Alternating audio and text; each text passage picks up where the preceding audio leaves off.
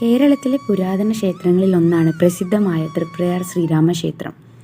തൃശ്ശൂർ ജില്ലയിലെ നാട്ടിക പഞ്ചായത്തിൽ തൃപ്രയാർ ഗ്രാമത്തിലാണ് ഈ ക്ഷേത്രം സ്ഥിതി ചെയ്യുന്നത്. കിഴക്കോട്ടാണ് ക്ഷേത്ര ദർശനം. തൃശ്ശൂർ, എറണാകുളം ജില്ലയിലെ പ്രസിദ്ധമായ നാലമ്പല ക്ഷേത്രങ്ങളിൽ ആദ്യ ക്ഷേത്രമായാണ് തൃപ്രയാർ ക്ഷേത്രം അറിയപ്പെടുന്നത്.